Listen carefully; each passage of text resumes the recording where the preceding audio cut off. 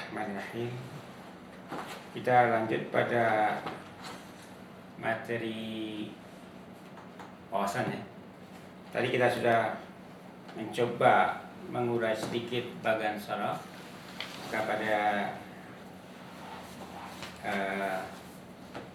saat ini kita akan memahami agak lebih jauh tentang pengertian sunnah Rasul ya. Sunnah Rasul. Jadi kita akan memahami agak lebih jauh apa yang dimaksud dengan sunnah Rasul.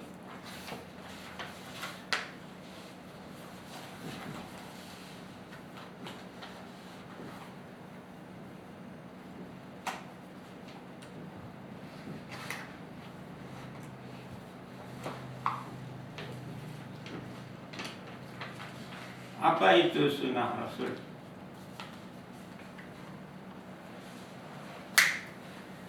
Sebelum ini sudah saya katakan bahwa arti kata sunnah secara harfiah bisa berarti syariah ya.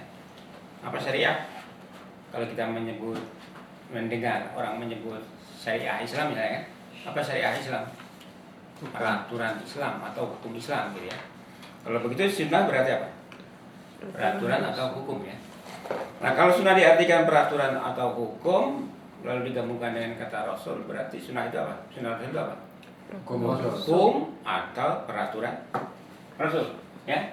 Kalau kita menghubungkan sunnah dengan kata hukum ya, hukum atau peraturan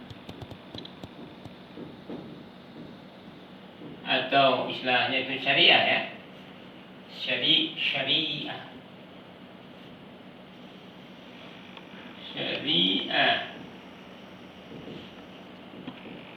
Benar nggak itu di sana? Syariatun. Hukum atau peraturan. Jadi kalau dihubungkan dengan kata syariah, maka sunnah Rasul itu berarti syariah Rasul ya. Berarti hukum Rasul atau peraturan Rasul. Tapi ada juga yang mengatakan bahwa ya dalam kamus ya, bahwa sunnah itu berarti jalan. Sunnah itu bisa berarti jalan.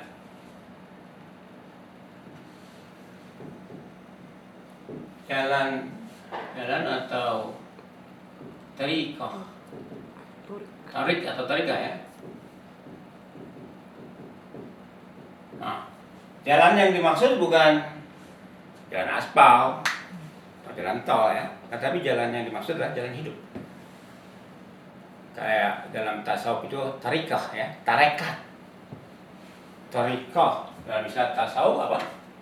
Tarekat. Ini ejaan Indonesia ya, tarekat. Apa? Ini Indonesia Jawa nih. Tarekat. Tariqah. Tarikah. Apa jalan? Yang dimaksud tentu bukan jalan aspal, jalan tol, tapi jalan hidup. Jalan hidup atau cara hidup. Nah, kalau dihubungkan dengan istilah ini, maka sunnah Rasul adalah jalan Rasul, jalan hidup Rasul, cara hidup Rasul. Cara hidup dengan kebiasaan sama? Sama. Berarti kalau gitu kebiasaan. Ya memang ada juga yang mengartikan sunnah itu adat. Adat pakai ain atau pakai alif? Maaf, pakai alif. Adat. Apa adat? Pakai alif ya? Ya, agak ragu nih. Adatun. Itu dia. Ada. Apa adat ini kan sudah jadi bahasa Indonesia ya. Yang kalau dibawa ke bahasa Inggris ya tradisi. Adat ada bahasa Inggris adalah apa? Tradition ya. Tradition. Nah, inilah orang-orang berbahasa Inggris memang suka menggunakan kata tradition untuk mengganti kata sunnah. Jadi sunnah Rasul menurut mereka adalah tradition of the prophet. Adat atau kebiasaan Rasul. Sifat bukan? Bukan. Kalau sifat itu kan pribadi. Sifat itu misalnya ramah, ya kan? Pemarah, pemalu, itu bersifat. Nah, ini kebiasaan. Kebiasaan itu kalau misalnya pagi bangun jam berapa gitu ya, setelah itu melakukan apa terus itu kebiasaan. Pipis gitu. Apa? Pipis. Iya. Kan itu Pipisnya itu nongkrong atau berdiri, itu teman-teman itu. itu kebiasaan. Bisa dipahami ya yang dimaksud dengan sunnah Rasul itu kalau gitu apa? Jalan hidup. Jadi bisa berarti jalan hidup Rasul, bisa berarti hukum atau Rasul, bisa berarti adat atau tradisi Rasul. Nah, sekarang yang kita pertanyakan berikutnya, sunnah Rasul yang dimaksud Rasul siapa? Rasul yang mana? Ini kan? Rasul yang mana? Rasul Muhammad. Coba kalau sekarang kita ngomong sunnah Rasul siapa? Rasul yang mana? Muhammad. Nah, kita maksud Rasul di sini adalah Muhammad. Nah, ini nih, Muhammadun illa Rasul. Tadi Ari ngomong.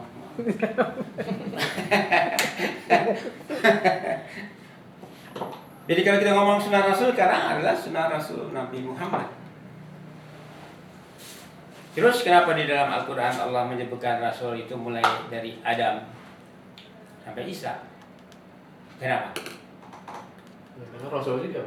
Ya karena Rasul juga, tetapi nah, apakah ketika kita menjalankan Quran boleh kita misalnya menjalankan sunnah Adam, menjalankan sunnah Idris, menjalankan sunnah yang lain pada waktu tertentu?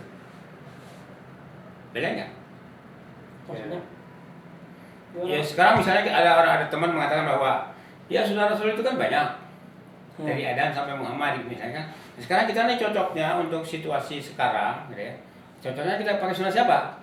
Ya kan? Kan suka ada teman yang nanya kayak gitu kan? Lalu jawabnya gimana? Iya, sunnah semuanya. Gimana nih? Jadi karena di Quran sunnah katakanlah misalnya 25 rasul ya. Karena di Quran ada sunnah 25 rasul disebutkan misalnya. Lalu kita harus menjalankan semua 25 sunnah mereka. Apa ya seperti itu? Ya. Ya, iya apa enggak? Makanya jawabannya iya apa enggak? Enggak. Kalau iya kenapa? Kalau enggak kenapa? Karena Iya. Kalau saya sih iya, Pak. Nah, coba Ari dulu deh. Iya, kenapa ya?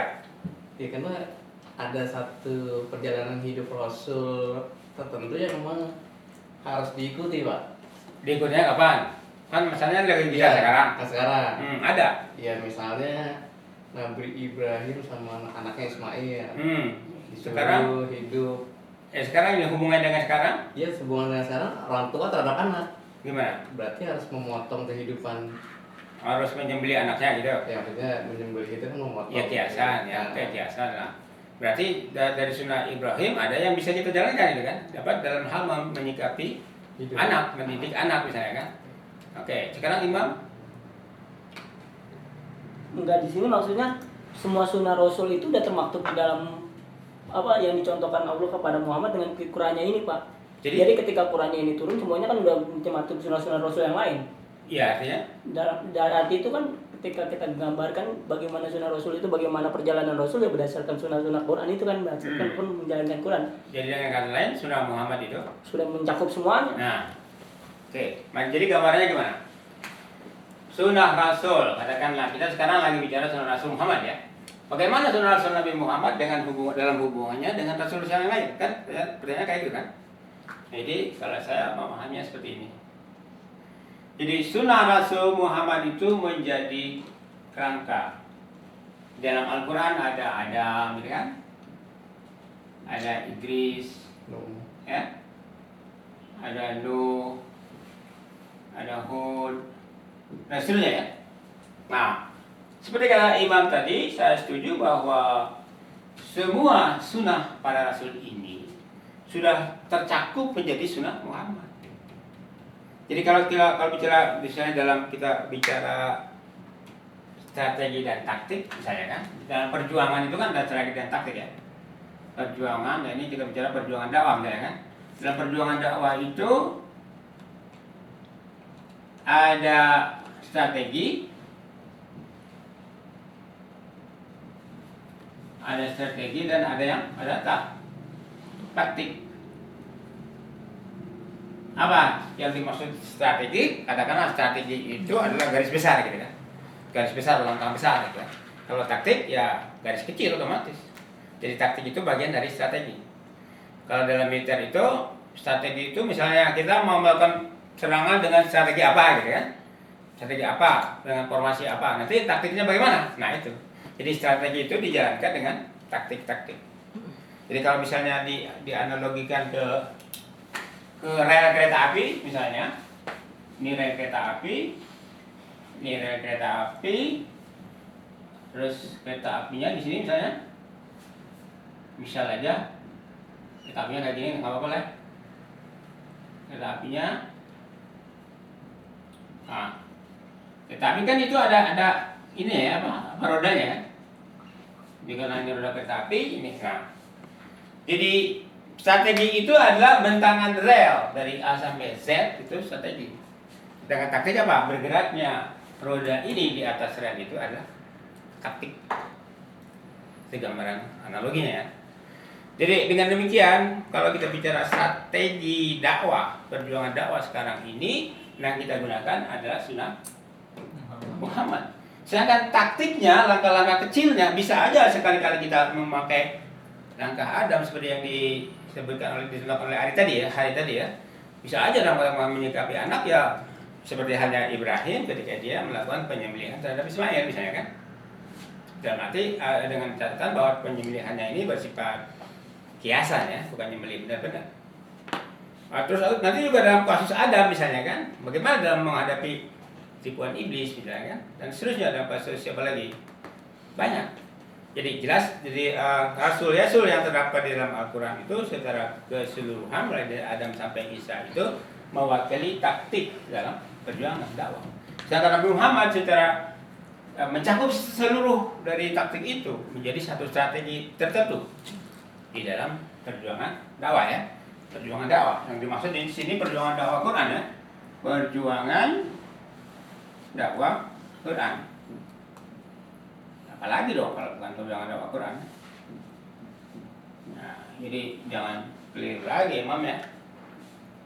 Ini banyak teman-teman itu yang ngomong, kita ini menghadapi situasi sekarang ini harus tepatnya itu menggunakan sunnah siapa?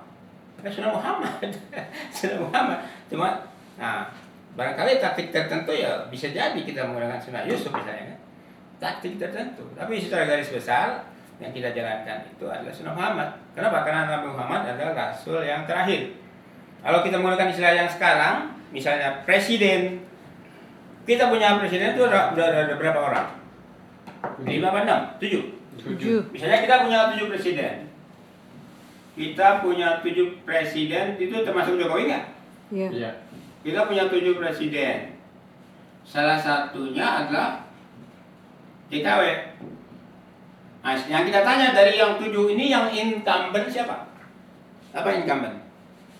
Yang lagi jabat. Incumbent itu yang sedang bertugas, yang sedang menjabat. Yang sedang menjabat adalah Jokowi. Nah, sekarang presiden yang 6 boleh nggak otak-atik Jokowi? Enggak. Nggak boleh. Karena yang incumbent adalah dia, yang bertugas adalah dia. Nah, sehubungan dengan itu Nabi Muhammad pernah mengatakan ya, saya agak lupa nih, saya pernah baca dalam satu buku bahwa Nabi Muhammad itu berhadapan dengan Umar, kalau saya tidak salah ya, nanti kita cari informasi yang akuratnya, bahwa Umar itu membawa sesuatu kepada Nabi Muhammad yang disebut sebagai lembaran Luqman. Lembaran Luqman atau yang dia katakan sebagai bagian dari Taurat. Ya, bagian dari Taurat. Nah, ini Nabi Muhammad marah kepada Umar. Nanti antara lain kata-kata beliau itu, kamu tahu nggak? Seandainya Musa ada hidup di zaman sekarang ini, dia akan ikut saya.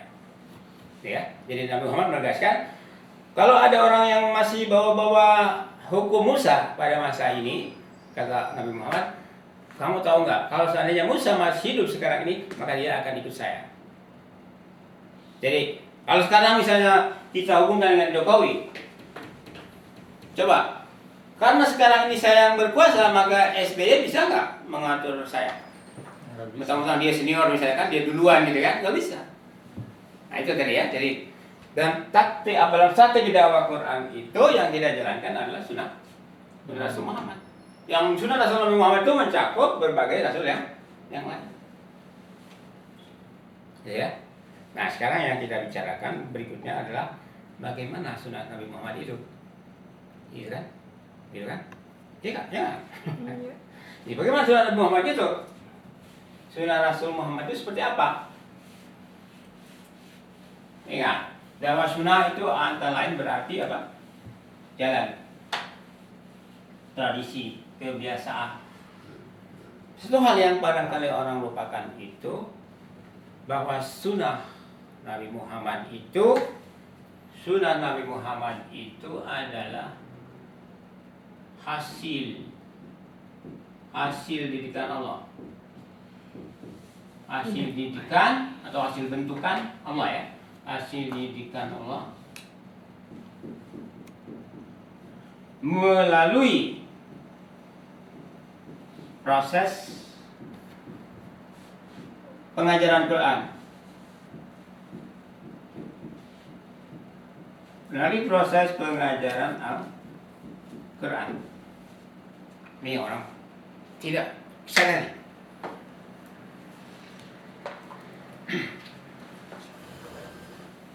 Saya ulangi. Satu hal yang kurang orang pahami, kurang orang sadari adalah bahwa sunnah Rasul Muhammad itu adalah hasil didikan Allah melalui proses pengajaran Al-Quran.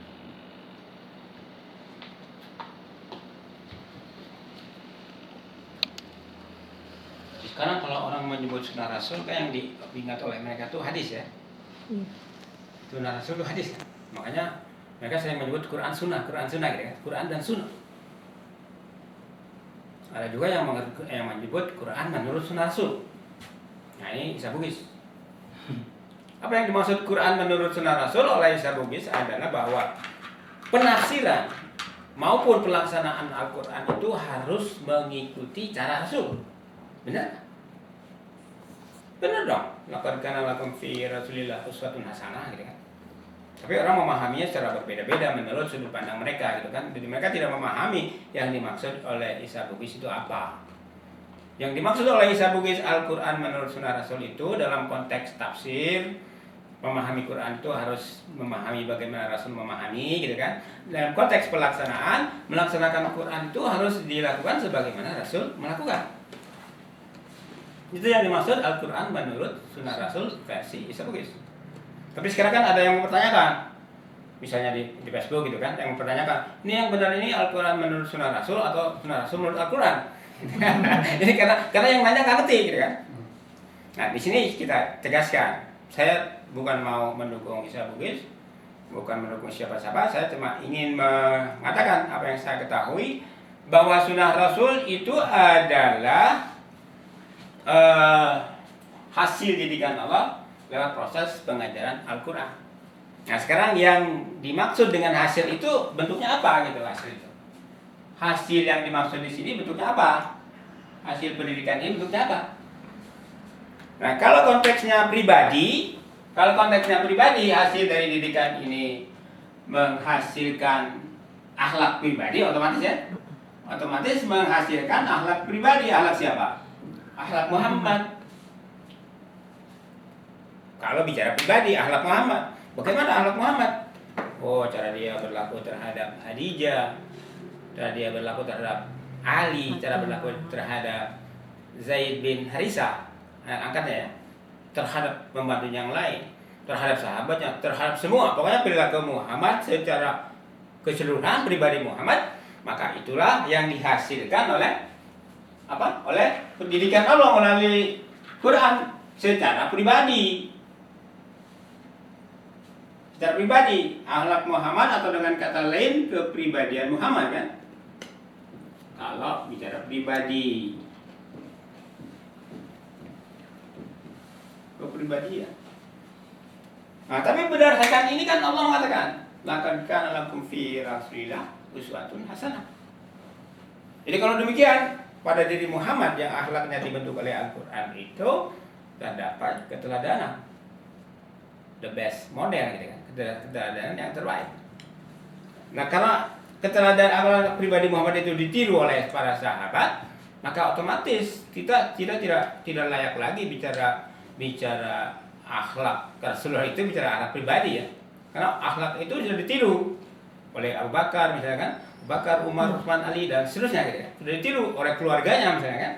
Berarti kalau gitu bicara akhlak saja tidak layak lagi kita bicara akhlak Muhammad itu bicara akhlak pribadi, tapi bicara akhlak siapapun yang dibentuk melalui proses pengajaran Quran. Ya kan? Karena proses pengajaran Quran yang dilakukan Allah terhadap Muhammad melalui Jibril itu kan diulang oleh Muhammad terhadap murid-muridnya gitu kan. Termasuk ya Abu Bakar dan seterusnya itu. Jadi kalau demikian layak nggak bicara sunnah Rasul Muhammad ini bicara pribadi? Nggak cukup, gitu kan? Nggak sesuai dengan kenyataan. Karena akhlak Muhammad itu ibaratnya itu satu pusat, gitu kan? Akhlak Muhammad itu satu pusat, patron, atau istilah yang populer di kalangan orang-orang sekuler itu ini menjadi paragon. Apa paragon? Bukan paralon ya. Ya paragon itu pola. Paragon itu pola atau anutan ya. Menjadi pola, menjadi anutan. Trend center. Apa? Trend center. Quran center, akhlak center. Nah, itu ya. Itu kalau sudah baru bicara akhlak. Akhlak dalam arti karena perilaku ya. Perilaku akhlak sopan santun. Nah, kalau orang Indonesia kan memahami akhlak itu sopan santun ya. Sopan santun. Padahal akhlak itu ya termasuk apa? Budi pekerti. Termasuk ketika misalnya Rasulullah ini yang jarang diungkapkan orang. Jadi Rasulullah itu suatu ketika memeriksa barisan tentaranya. Lalu ketika dia melewati seseorang yang mulutnya itu bau alkohol, apa yang dilakukan oleh Rasulullah? Ini rupanya ada salah satu tentara Rasulullah ini masih senang mabok gitu kan. Maka apa yang dilakukan oleh Rasulullah itu adalah mengambil sendal orang itu lalu ditamparkan ke mukanya. Pernah dengar nggak cerita ini? Ya jarang diungkap, tapi ada hadisnya. Di hadis Muslim, kebenaran hadis Muslim misalnya kan. Jadi ketika Rasul memeriksa barisan, ada salah satu tentaranya mulutnya bau arak, ditampar dia dengan sendalnya sendiri. Wah ini kan akhlak Rasulullah kan? Berarti Rasulullah itu kasar kalau gitu. Ya ini dalam konteks, jangan salah paham gitu kan. Dalam konteks militer yang disiplinnya itu ketat, tinggi gitu kan. Kira-kira kalau ada satu pelanggaran lalu dia ditampar itu wajar nggak? Kan sesuai dengan perjanjian gitu kan, sesuai dengan sumpah prajuritnya kan. Nah itu jangan dikatakan wah ternyata Nabi Muhammad itu kasar gitu kan. Bengis. Kalau orang dia jenderal militer, jenderal tentara gimana sih? Harus kamu cakep banget. Orang berketahuan. Alay. Nggak usah disikapi dengan alay. Nah, dengan tegas. Perlu ditampar ya ditampar gitu kan. Perlu dipecat ya dipecat. Terus apalagi kalau kita ingat hukum murtad ya, hukum bagi orang murtad gitu kan. Orang murtad itu kan layak dibunuh kan? Enggak. Kalau misalnya itu menjadi sikap Nabi Muhammad, kan berarti menjadi akhlak Nabi Muhammad kan? Wah, Muhammad dikejam, orang keluar Islam aja kok dibunuh gitu kan. Nah, jadi gimana kalau begitu? Cukup nggak bicara sunnah Rasul itu hanya sebatas pakai gamis, sang jenggot gitu kan? Nah, cukup nggak bisa itu? Nggak cukup. Jadi bicara sunnah Rasul itu bicara segala aspek pribadi maupun umat, ingat ya. Jadi bicara sunnah Rasul itu bukan hanya bicara pribadi, tapi pribadi dan umat. Pribadi dan umat. Katakanlah bukan umat ya, karena umat itu lebih luas. Jamaah ya. Pribadi dan jamaah. Rasulullah. Pribadi dan jamaah. Jadi sunnah Rasul itu mencakup pribadi Rasul dan jamaah yang dibentuknya. Dibentuknya atau dibentuk oleh Allah? Dibentuk oleh Allah melalui proses pengajaran Al-Quran. Baik ini ya. Jadi baik secara Rasulullah secara pribadi maupun secara jamaah ini membentuk satu sunnah ya. Ini membentuk satu sunnah. Apa coba sunnahnya? Mau dipahami hukum ya masuk gitu kan, mau dipahami peraturan ya oke. Mau dipahami sebagai jalan hidup ya oke juga gitu. Dipahami sebagai adat atau tradisi boleh juga gitu. Boleh nggak? Jadi satu kepribadian, satu jamaah yang diikat oleh satu hukum, satu peraturan yang berdasar Al-Quran. Satu pribadi atau jamaah yang hidup menempuh jalan hidup Al-Quran. Satu pribadi atau jamaah yang mempunyai tradisi, mempunyai adat, mempunyai kebiasaan yang dibentuk dari Quran. Nah, yang perlu diperhatikan itu ketika kita bicara jamaah nanti, jamaah ini nanti akan membentuk wadah. Jamaah ini membentuk wadah. Membentuk wadah, yang wadah ini dengan kata lain adalah apa? Negara. Ya. Emang cukup ngumpul-ngumpul doang? Kalau nggak ada wadahnya. Kenapa Nabi Muhammad hijrah dari Mekah ke Yasrib? Karena membutuhkan wadah untuk ngumpul itu atau membutuhkan negara. Jadi kalau demikian secara sempit sunnah Rasul itu hanya mencakup pribadi, ya, secara sempit banget. Sunnah Rasul itu hanya mencakup pribadi. Secara luas, lebih luas mencakup jamaah. Secara lebih luas lagi mencakup negara. Artinya kalau bicara negara itu bicara peraturannya, ya. Peraturan yang bentuk negaranya, peraturan yang berlaku di negara itu, ya kan? Tertibnya dan seterusnya. Itu adalah merupakan bagian dari sunnah Rasul. Jadi kalau begitu memahami sunnah Rasul itu tidak cukup, kembali ya, tidak cukup kita hanya sebatas bicara ritual kan, bagaimana cara Rasul sholat, ya, bagaimana cara Rasul misalnya berhaji, itu hanya sebagian, ya, bahkan sebagian kecil yang sifatnya hanya ritual gitu kan. Dan bagaimana yang hakiki dibentuk oleh sunnah Rasul itu, ya kita bicara hukum, ya kan? Intinya kita bicara hukum. Hukum ini hanya bisa berjalan di mana hukum berjalan? Di satu negara. Nah, kalau hukum berjalan di satu negara, itu disebutnya sebagai hukum positif, ya kan? Hukum yang berlaku. Terus kalau hukum yang tidak berlaku jadi apa? Negatif. Otomatis hukum negatif. Hukum yang negatif itu artinya hukum yang tidak diterima, ya. Hukum yang tidak berlaku. Yang tidak berlaku otomatis dianggap negatif. Ya nggak? Dianggap jelek gitu kan? Coba sekarang deh, hukum Islam ditawarkan kepada orang yang cenderung demokratis. Hukum Islam dianggap apa? Jelek. Populer. Dianggap hukum yang tidak dibutuhkan. Nah itu jadi hukum positif adalah hukum yang berlaku, yang dibutuhkan. Hukum negatif adalah yang ditakuti, yang tidak dibutuhkan. Artinya yang bertentangan dengan status quo, ya, bertentangan dengan keadaan yang ada sekarang, yang berlaku sekarang. Jadi dengan demikian ya bisa dipahami bahwa memahami sunnah Rasul itu tidak bisa sebegitu sempitnya gitu kan. Jadi secara garis besar kita pahami bahwa sunnah Rasul itu mulai dari pribadi Muhammad berkembang menjadi satu jamaah, ya kan? Karena jamaah itu mulanya mencakup yang kecil dulu, ya, di rumah Muhammad misalkan ada Khadijah, ada Ali, ada tadi siapa? Zaid bin Aisyah. Kemudian Muhammad berdakwah kepada sahabatnya Abu Bakar, Umar dan seterusnya, ya. Dan seterusnya sampai terbentuk satu komunitas yang hijrah dari Mekah.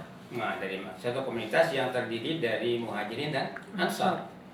Nah, tadi saya katakan kalau bicara sunnah Rasul itu bisa secara pertama dari pribadi, kemudian jamaah, kemudian berikutnya menjadi wadah membentuk negara. Nah, di negara ini kan ada orangnya kan. Nah, warga negara yang di Madinah itu oleh Rasulullah disebut umat. Jadi kalau kita menyebut umat itu sekarang umat Islam kan sembarang aja, ya. Nah, pada maksud Rasulullah yang dimaksud umat itu warga negara Madinah. Nah, ini bisa kita baca di dalam Piagam Madinah. Jadi dalam Piagam Madinah itu adalah dikatakan bahwa ada kitabun bin Muhammad an-Nabi dan seterusnya. Jadi ya, warga Madinah ini disebut umat, kan? Jadi umat yang ada di situ adalah apa? Mukmin, Muhajirin dan Ansar, kan? Yang diketahui oleh Nabi Muhammad. Kemudian ada musyrikin, orang-orang Arab yang belum menerima Islam. Kemudian ada Yahudi yang masih mereka dibebaskan melakukan cara hidup mereka, agama mereka. Karena itu di dalam Al-Quran ada istilah hujurat, misalnya kan ada surat Al-Hujurat. Nah, hujurat itu kan secara harfiah kamar. Tapi kalau dihubungkan dengan Madinah itu seolah-olah satu rumah yang terdiri dari kamar-kamar.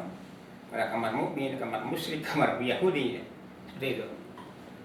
Nah, itu umat yang dimaksud oleh Rasulullah berarti warga negara sekarang, warga negara. Sedangkan jamaah ya semata-mata yang mukmin saja, baik itu muhajirin maupun ansor. Nah, tadi saya katakan bagaimana terbentuknya sunnah Rasul itu. Bagaimana terbentuknya sunnah Rasul itu adalah melalui proses pendidikan, ya. Melalui proses pendidikan Allah. Nah, bagaimana proses pendidikan Allah itu? Jadi secara garis besar Allah membentuk sunnah Rasul Muhammad itu pertama-tama melalui penurunan Quran di Gua Hira. Nah, kalau kita bicara penurunan Quran di Gua Hira ini kan suatu proses yang cukup lama. Jadi jangan dikira Nabi Muhammad itu begitu pergi ke Gua Hira lalu langsung didatangi Jibril. Enggak. Jadi kalau kita baca buku sejarah, saya cuma lupa ada berapa tahun gitu ya Nabi Muhammad itu sejak dia pergi ke Gua Hira berkali-kali sampai dia dapat wahyu itu berapa tahun lamanya. Tapi yang jelas digambarkan dalam sejarah bahwa beliau itu terima wahyu pada saat berusia 40 tahun ya. Yang perlu diperhatikan 40 tahun ini ada dalam hitungan Hijriah, dalam hitungan tahun Hijriah ya. Bukan dalam hitungan tahun apa kewajiban dari Hijriah itu? Masehi, atau Miladiah. Jadi kalau dalam hitungan Hijriah beliau dapat wahyu ketika berusia 40 tahun. Tapi kalau dihitung dengan bilang Masehi, tahun Masehi, maka usia beliau waktu itu baru 38 tahun. Jadi bisa dibayangkan seorang pemuda, boleh nggak disebut pemuda orang 38 tahun? Masih muda kan? Masih muda. Nah, katakanlah misalnya 2 tahun beliau pulang pergi dari rumah ke Gua Hira, kira-kira usia 36 misalnya kan? Usia 36 udah sedemikian galau. Nah, cuma galaunya itu bukan memikirkan masalah pribadi. Kalau kita kan kalau kita baca Facebook apalagi ya, kalau masalah pribadi yang sepele-sepele aja dibikin galau gitu ya. Tinggal pacar, putus, pacaran nggak datang gitu kan. Di SMS nggak jawab, di BBM nggak dibaca gitu kan. Terus kalau kereta galau semua deh. Hal-hal sepele bikin galau. Tapi kalau Nabi Muhammad di usia 30-an, katakanlah paling tua 35, 36, dia sudah galau memikirkan apa? Memikirkan kehidupan masyarakat. Kehidupan masyarakat yang demikian kacau balau gitu kan, nggak keruan, tidak sesuai misalnya dengan kecenderungan beliau yang hanif. Apa kalau pada waktu itu kan dipahami bahwa hanif itu adalah orang-orang yang rindu pada kebenaran gitu ya. Kebenaran yang mana? Kebenaran yang konon dulu pernah diterima, pernah diedarkan, pernah disebarkan oleh para rasul.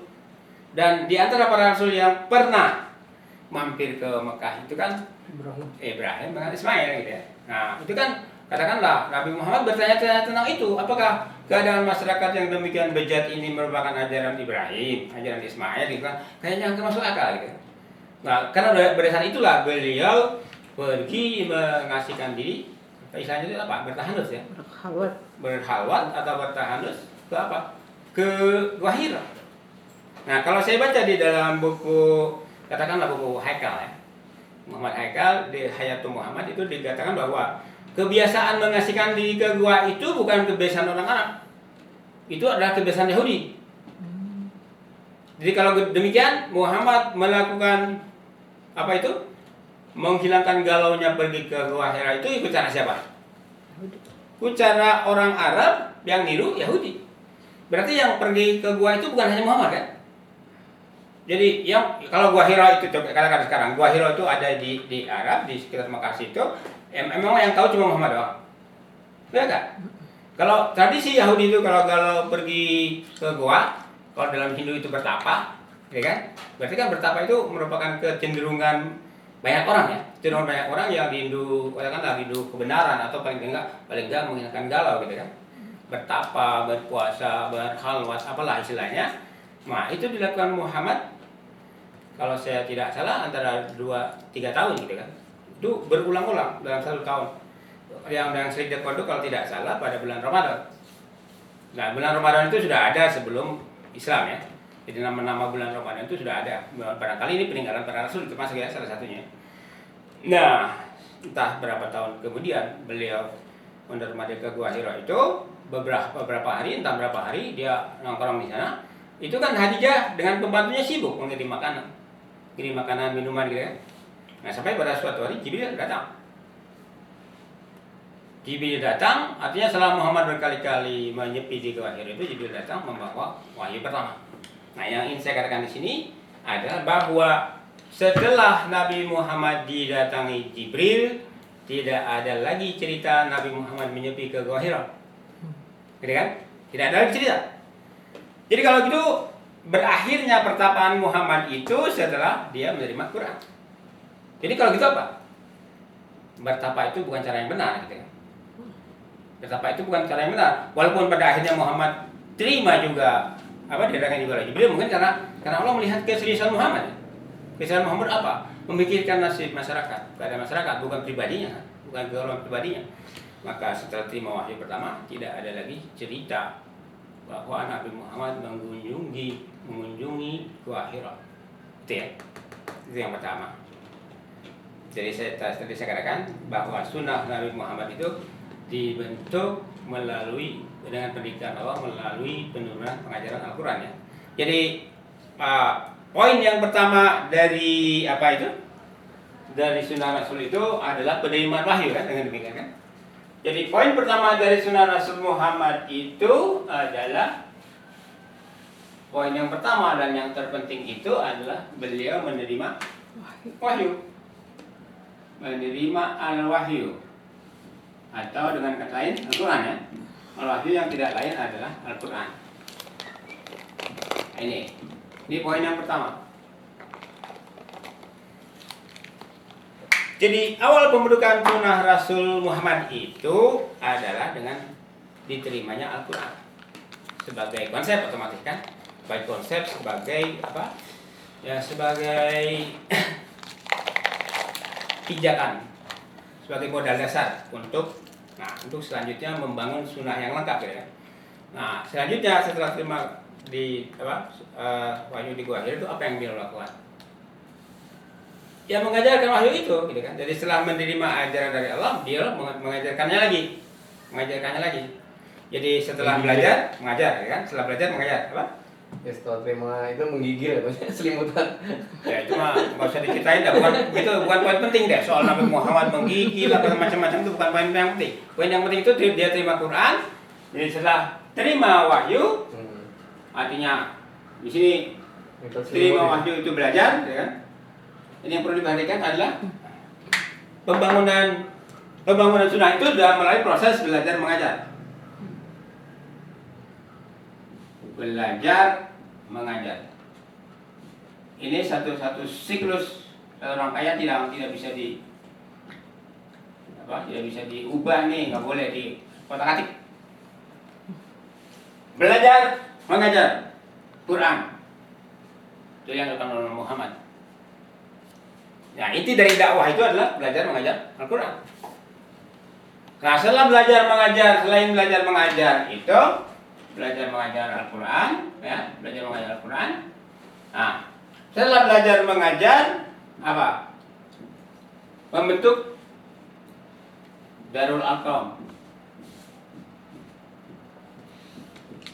Nih, Darul Arqam. Apa Darul Arqam? Darul Arqam itu secara sederhananya adalah rumah satu pribadi, salah satu saudagar pada waktu itu yang bernama Arqam bin Arqam, katakanlah seperti itu ya. Nama lengkapnya bisa dilihat di buku-buku. Jadi Arqam bin Arqam ini salah satu orang kaya. Jadi orang kaya yang membantu Muhammad pada proses awal itu, selain Abu Bakar, Utsman, ada Arqam ya, Arqam. Nah, Arqam ini kebetulan dia tinggal punya rumah di satu tempat terpencil yang cukup besar ya, sehingga ini menjadi pusat belajar. Jadi ini lembaga pendidikan yang pertama. Darul Arqam ini sebagai lembaga pendidikan yang pertama. Sebagai lembaga lah kadang-kadang ya. Jadi kalau pada waktu itu memang tempatnya sederhana, di satu rumah yang bisa menampung barangkali belasan orang atau puluhan orang gitu ya.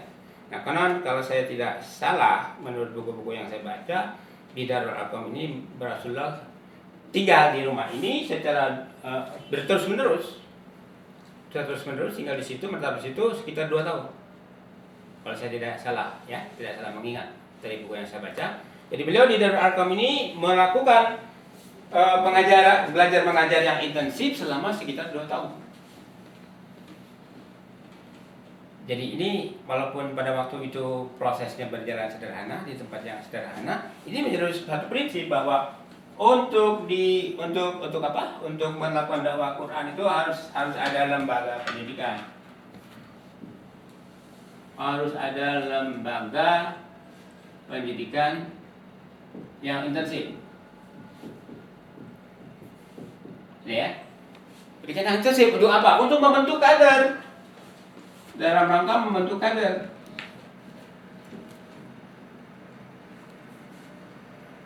Jadi kalau Anda membaca misalnya Nabi Muhammad itu pernah menyuruh sahabatnya hijrah kemana sebelum ke Yathrib? Taib. Kemana? Ke Taib?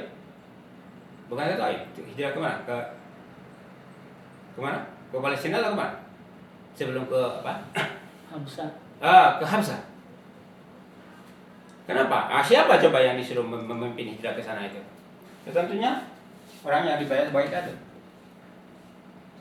Jadi kalau tidak ada pengkaderan, kalau tidak ada pengkaderan maka otomatis tidak akan muncul tokoh-tokoh militan dalam dakwah Islam ya. Tidak akan muncul tokoh-tokoh militan. Tidak akan muncul Abu Bakar, Umar, Utsman, Ali. Bahkan kalau berhubungan kalau kita menyebut Umar dalam konteks Darul Arqam ini, Umar adalah orang yang masuk Islamnya itu, kalau istilah sekarang ya, menjadi muslimnya itu di Darul Arqam. Jadi kan terkenal ya kisah Umar itu ketika dia mau membunuh Muhammad, ya kan?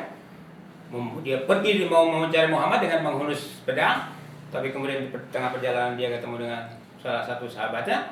Dia tanya, Umar mau kemana? Saya cari Muhammad, mau saya bunuh. Ngapain bunuh Muhammad? Adek lu aja udah masuk Islam gitu kan, udah jadi pengikut Muhammad. Oh yang bener lu. Akhirnya dicari kan. Nah dicari adiknya itu, cerita yang terkenal itu kan. Ketika sampai di rumah adiknya, ternyata adiknya sedang pada baca Quran. Adiknya suami istri dengan suaminya sedang baca Quran. Nah salah satu yang kisah yang terkenal itu kan, Quran yang dibaca pada waktu itu adalah bagian dari surat Taha. Ya. Taha ma anzalna alaikal qur'ana litaska illa tazkiratan liman yakhsha tanzilan mimman khalaqal arda was samawati ula ar-rahman 'alal arsy istawa. Nah, rupanya ayat-ayat itu, rangkaian ayat itu ketika dibaca oleh umat dia tersentuh. Jadi kemarahannya hilang, yang ada itu adalah takjub dengan ayat-ayat Quran itu, lalu dia minta diajak untuk menemui Muhammad. Dan menemuinya bukan untuk membunuh lagi gitu kan. Nah, karena menurut cerita ketika sampai di Darul Arqam ini, ada lain yang menjadi penjaganya itu adalah Hamzah. Siapa Hamzah? Paman. Nah, Hamzah ini paman Rasulullah yang usianya lebih muda dari Rasulullah, tapi dalam hal kepremanan, dalam hal kejayaan katakan pada waktu itu, ya dia saingan berat Umar gitu kan. Sehingga ketika Umar nongol gitu kan, udah muncul Umar dari kejauhan udah kelihatan nih orang Nabi Muhammad dan kawan-kawan yang ada di Darul Arqam itu udah melihat, termasuk Hamzah. Kata Hamzah, kalau dia macam-macam maka saya akan bunuh dia dengan pedangnya sendiri gitu kan. Tapi kata Rasulullah, kalian mundur, saya yang hadapi, gitu kan.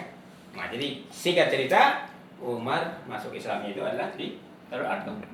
Dan konon sejak Umar masuk Islam itu, kalau misalnya tadi 2 tahun berturut-turut gitu ya, Nabi Muhammad di situ berdakwah secara diam-diam, secara rahasia, maka setelah masuk Islamnya Umar itu, konon menurut cerita, benar atau tidak kita tidak tahu, ini kan cerita masa lalu ya.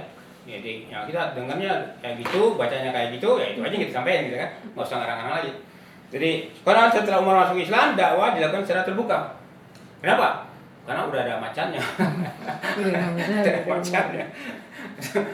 Nah, jadi tapi poin yang ingin saya tegaskan di sini adalah setelah terima wahyu, berlangsung proses belajar mengajar, terus ada yang namanya lembaga pendidikan ya. Lembaga pendidikan intensif dalam rangka melahirkan kader-kader. Sehingga kalau kita menyebut cerita hijrah, sebelum hijrah itu kan Rasulullah mengirim utusan ya, kemana? Ke Yatsrib itu ya. Siapa yang diutus ke sana? Kalau saya tidak salah yang diutus itu anaknya Ummi Maktum. Siapa Ummi Maktum? Ummi Maktum itu adalah orang buta ya. Orang buta yang ketika itu diabaikan oleh Rasulullah. Ketika Rasulullah begitu bernafsu untuk berdakwah pada para bangsawan Quraisy, Ummi Maktum datang dicuekin gitu kan, diperangutin sehingga turunlah surat Abasa itu kan, terkenal itu kan. Jadi kembali intinya adalah setelah terima wahyu berlangsung proses belajar mengajar dakwah Quran, kemudian terbentuk sebagai lembaga intensif untuk membina kader-kader. Sehingga setelah kader-kader yang terbentuk, Nabi Muhammad mampu melakukan penjajakan ke Yatsrib, dakwah pendahuluan sebelum hijrah. Nah, kalau saya tidak salah satu pemimpin dakwah itu kadernya itu adalah Abdullah bin Ummi Maktum. Ummi Maktum entah berapa lama dia dakwah di sana, sehingga dalam cerita itu dikatakan, di dalam sejarah dikatakan bahwa ketika Abdullah ini pulang ke Mekah menemui lagi Rasulullah, tidak ada satupun rumah di Yatsrib itu yang belum pernah dia datangi. Berarti setiap rumah dia datangi gitu kan, dia dakwahin. Nah ini kalau bukan kader siapa yang melakukan? Kalau sekedar orang yang cemen gitu kan, masuk ke sana aja udah keder gitu kan, boleh-boleh jadi kader malah jadi kader. Kabur mulai kader. Iya kan? Nah kader ini dibentuk oleh satu lembaga intensif, pendidikan intensif yang katakanlah kalau sekarang menjadi istilah gitu ya, Darul Arqam. Walaupun istilah Darul Arqam itu ketika dipakai oleh Darul Arqamnya versi Malaysia menjadi jelek gitu ya. Tapi kan dia tidak bisa menghilangkan fakta itu. Darul Arqam Malaysia tuh ya bukan Darul Arqamnya Rasulullah gitu kan. Nah sekarang kalau kita mau membangkitkan kembali Darul Arqamnya Rasulullah ya tentu harus kita telusuri ya datanya gitu kan. Seperti apa bentuk Darul Arqam itu? Yang jelas pasti melahirkan kader-kader yang mampu menjadi petugas Rasulullah. Itu ya. Nah, kemudian ya poin berikutnya adalah setelah itu hijrah. Hijrah. Hijrah. Apa prinsip yang kita ambil dari hijrah itu? Prinsip yang kita ambil dari hijrah itu adalah sebuah konsep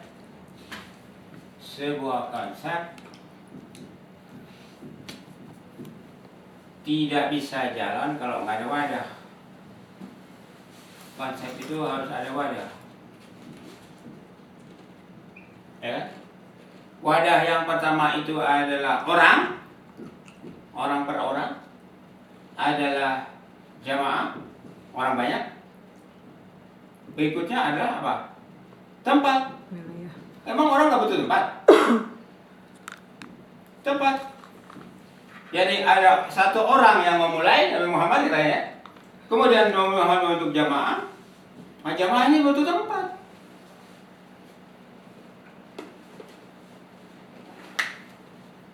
Terbentuklah negara Yatsrib sebagai tempatnya negara. Kenapa? Karena di Yatsrib ada jamaah yang menunggu kan.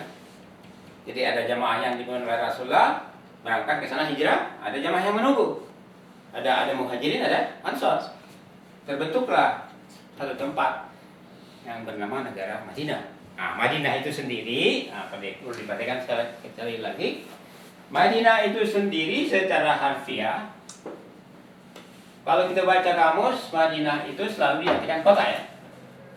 Kalau kita baca kamus, Madinah itu selalu diartikan kota.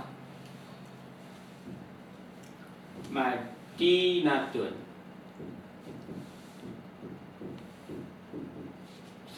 Secara umum orang mengatakan Madinah itu kota. Jamaknya mudun. Mudun, kalau Pak mudun bahasa Jawa mah turun.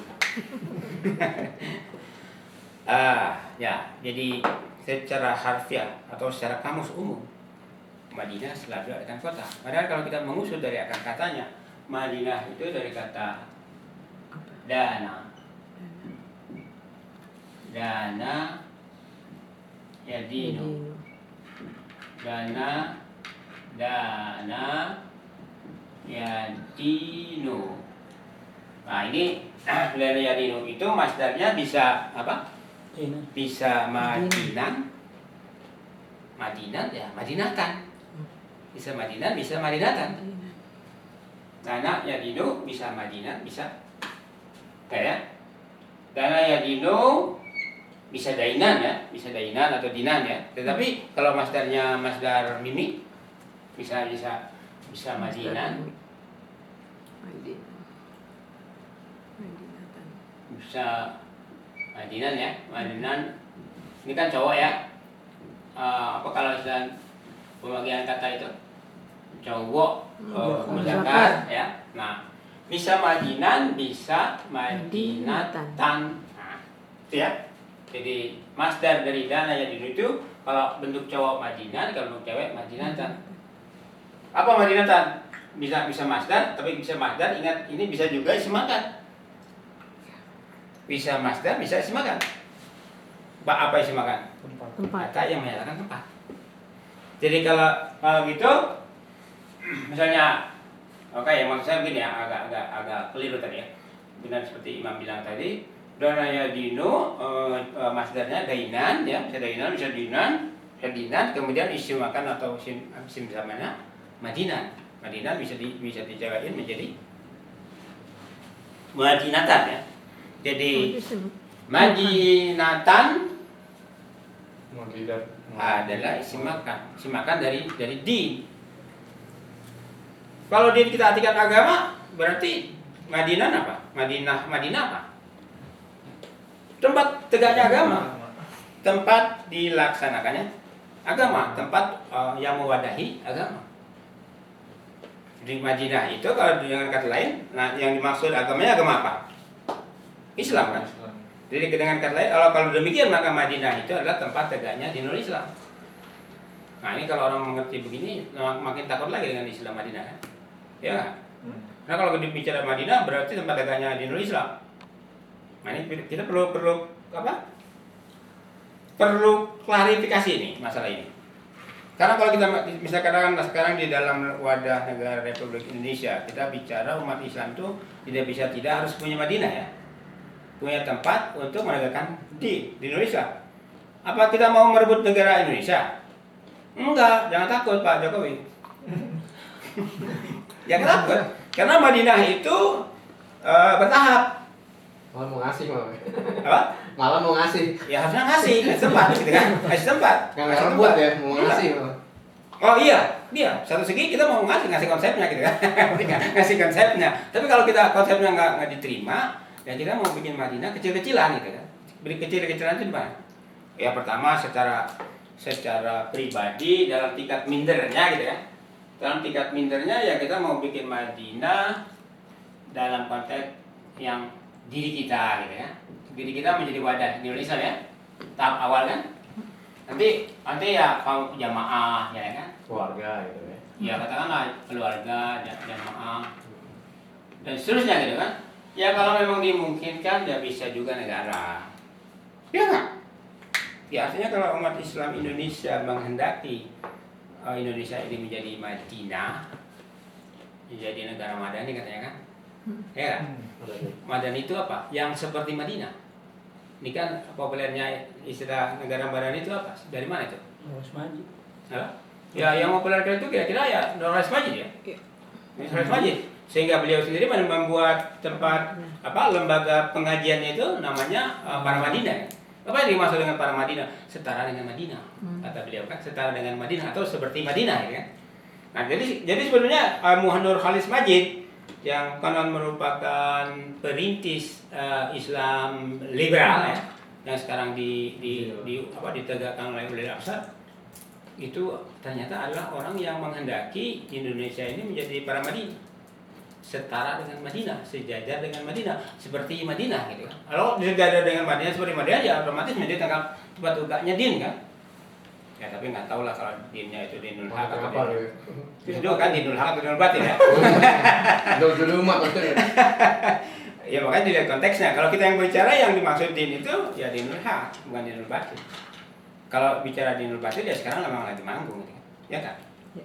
Ya, jadi kembali para penguasa jangan takut kalau kita bicara Madinah, karena Madinah itu bertahap. Mulai dari pribadi, otomatis diri kita ini menjadi tempat tegaknya din kan, menjadi wadah tegaknya din, keluarga kita, ya masyarakat kita, lingkungan kita. Nah kalau kita punya komunitas itu insya Allah itu tidak akan menjadi komunitas yang mengganggu, tidak akan menjadi komunitas yang ya barangkali menjadi orang yang paling setia terhadap NKRI gitu kan, ya terhadap Undang-Undang 45 juga gitu kan, kalau memang masih bisa dipakai gitu kan. Kalau enggak ya orang bosan dengan UUD 45 ya mau kembali ke Quran ya kita nggak nolak, nah, kita siap ngajarin gitu kan. Normatif ya. Nah, Hukum bisa ya intinya kita tidak ingat ya kan, orang sering mengutip surat Al-Baqarah ayat 256 itu kan, la ikraha fidin kan, la ikraha fidin, walaupun nanti pengertiannya bisa kita bicarakan lebih lanjut ya. Untuk sementara orang mengatakan bahwa dalam di Indonesia itu tidak ada paksaan gitu kan, dan kita memang untuk sementara ikut itu dulu. Karena apa? Belum kuat. Kalau udah kuat kita bisa maksa. Ya maksa untuk benar emang kenapa? Belum punya power. Ya tapi kembali jangan takutlah para penguasa jangan takut. Kita tidak akan menjadi orang-orang yang berkudeta. Kita hanya akan mengajarkan Islam yang benar yang diajarkan oleh Rasulullah yang membawa misi kedamaian. Kita tidak akan memaksa siapapun yang tidak mau. Kita hanya akan mengajarkan kepada yang mau. Mulai dari mengajar doang gitu kan. Kita hanya mengajar yang mau. Yang nggak mau ya nggak diajarin. Buat apa? Capek ngajar yang mau. Saya kira untuk sementara demikian dulu ya. Jadi kalau kita kembali saya rangkum bahwa kalau kita bicara sunnah Rasul itu adalah satu hukum, satu peraturan, satu adat, satu tradisi, satu kebiasaan yang ada pada Rasulullah, bukan hanya pada dirinya ya, tapi pada komunitasnya, pada jemaahnya, pada Madinah yang dibentuk olehnya, dan itu merupakan hasil dari didikan Allah melalui pengajaran Al-Quran. Jadi inti dari sunnah Rasul adalah Al-Quran. Adapun sunnah-sunnah yang sekarang muncul dalam bentuk-bentuk hadis itu adalah hanya data-data tambahan ya. Karena kan mungkin itu data-data pelengkap gitu kan. Yang di dalam data-data pelengkap itu bahkan ada hadis-hadis yang palsu kan. Nah itulah demikian. Jadi sunnah Rasul itu bukan sesuatu yang kecil, yang sempit, yang minder, tetapi sesuatu yang besar, sesuatu yang bersifat global, menyeluruh, lengkap. Karena itu berpangkal dari ajaran Allah Al-Quran yang diterima Muhammad sejak dari Gua Hira, diajarkan di Darul Arqam dan seterusnya dibawa ke hijrah ke Yasrib. Saya kira demikian untuk malam ini. Wabillahi taufiq wal hidayah. Wassalamualaikum warahmatullahi wabarakatuh. Waalaikumsalam.